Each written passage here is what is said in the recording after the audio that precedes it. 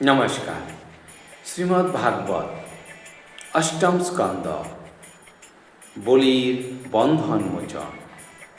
সুখদেব বলে শুন কুরু বংশধন, যেরূপে হইল বলি বন্ধন মোচন।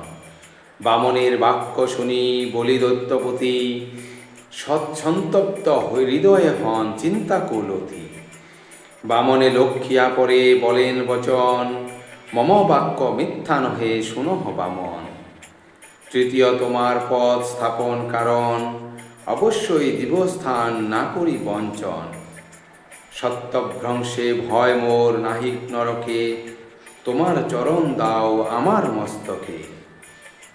যোগ্য ব্যক্তি দণ্ড দেন প্রশংসা হৌতি, দণ্ড দিয়া তুমি মোর ফিরাইলে মতি। শত্রু তুমি নহ মোর গুরু অতিশয়, তোমার কারণে মোর মোহ নষ্ট হয়। যোগীগণ যেই সিদ্ধি লভেন আয়াসে, অসুরেরা সেই সিদ্ধি পায় তব পাশে। শত্রুরূপে ভুজি তোমা সিদ্ধি করে লাভ, নিগ্রহ করিলে মোরে তুমি পদ্মনাভ। লজ্জিত নহিক ইথে ব্যথিত না হই, তুমি সকল মূল কিবা তোমা বই। অনুগত জন তব প্রশংসে বিস্তর, পিতামহ প্রহ্লাদের দৈত্যকুলেশ্বর। হিরণ্যকশিপু হন প্রহ্লাদের পিতা, শত্রুরূপে ভজে তোমা তুমি তার ত্রাতা। দেহে কিবা প্রয়োজন আয়ু পরিশেষ, অবশ্য চাইবে তাহা কি আছে বিশেষ। স্বজনেতে কিবা বল আছে প্রয়োজন, আত্মবন্ধু রূপে করে ধনাপরহন। গৃহভার্যা সব শুধু দুঃখের কারণ, এত ভাবি পিতামহ তবাশ্রয় লন। শত্রু তুমি মোর বটে তব করুণায়, সৌভাগ্য বঞ্চিত আমি ঠাই তব পায়। ঐশ্বর্যেতে জড় বুদ্ধি হয় যে জন, অনিশ্চিত জীবনেরে না জানে কখন। এইভাবে বলি যবে স্তব স্তুতি করে, আসেন প্রহ্লাদ তবে তাদের গোচরে।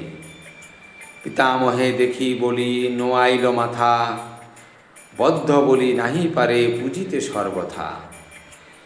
নয়নে বহিল জল অধমুখে স্থিতি, উপবিষ্ট হরি সেথা সাধুদের গতি।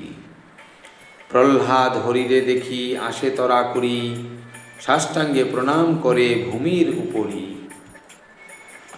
স্তব স্তুতি করে পরে ভজন পূজন, প্রহ্লাদের বাক্য শেষে বলি পত্নীগণ। কি আছে মোদের প্রভু কি করিব দান, তুমি জগৎ স্রষ্টা জগতের প্রাণ।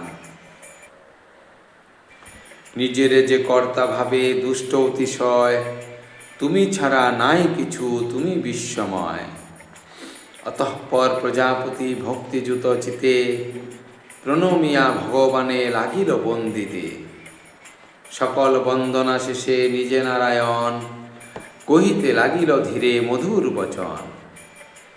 দৈত্যকুল শ্রেষ্ঠ বলি সত্য বাক্য ধর, মায়েরে করিল জয় শুনো তৎপর। বিত্তহীন স্থানচ্যুত শত্রুবদ্ধ হয়, গুরু তিরস্কৃত তবু সত্যে শুধু ভয়। সত্য রক্ষা লাগি ত্যাগ করেন সকল, ইহার সাধনা কভু না যায় বিফল। দেবতা অসাধ্য কর্ম সাধিলেন ছলে, দুষ্প্রাপ্য আসন তারে দিব কুতূহলে। ইন্দ্রত্ব লভিবে বলি এক মনন্তরে, সাবর্ণী নামেতে তাহা খ্যাত ত্রিসংসারে। যাবৎ সে মনন্তর না আসে ভূতলে, ততদিন দৈত্যপতি থাকিবে সুতলে। আধি ব্যাধি শান্তি তন্দা তথা নাহি যায়, মঙ্গলে থাকিবে বলি আমার কৃপায়। পরাজিতে কেহ নাহি পারিবে তারে, লোকপাল গণ তারে জিনিতে না পারে। যেই দৈত্য তার আজ্ঞা করে অতিক্রম, মস্তক ছেদিবে তার মোর সুদর্শন। আমি নিজে রক্ষা তারে করিব নিশ্চয়, আশ্রিত আমার সদা হইবে নির্ভয়। এইভাবে নারায়ণ বলেন বচন, তাহা শুনি দৈত্যপতি আনন্দিত হন।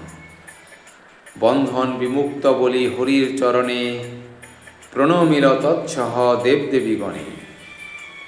অসুরগণের সহ বলি অতঃপর প্রবেশিল সানন্দেতে সুতল ভিতর। ইন্দ্র স্বর্গ রাজ্য পুনঃ পাইল ফিরিয়া, দেবমাতা অদিতির হর্ষযুক্ত হিয়া। প্রণমিয়া নারায়ণে প্রহ্লাদ সুমতি, আশীর্বাদ লয়ে করে সুতলেতে গতি। অতঃপর শুক্রাচার্যে বলে নারায়ণ, বলি যজ্ঞ ছিদ্রহীন করো তপোধন। ব্রাহ্মণ দর্শনে যজ্ঞ ছিদ্রহীন হয়, শুক্রাচার্য শ্রীহরির লয়েন আশ্রয়। ব্রহ্মার আদেশে ইন্দ্র সহদেবগণ, বিমানেতে স্বর্গলোকে করিল গমন। শত্রুহীন স্বর্গরাজ্য ভুঞ্জে অতঃপর, নারায়ণ কৃপা বলে সেথা পুরন্দর। সুখদেব বলে শুন ভারত রাজন, বলি ও বামন কথা করিনু বর্ণন।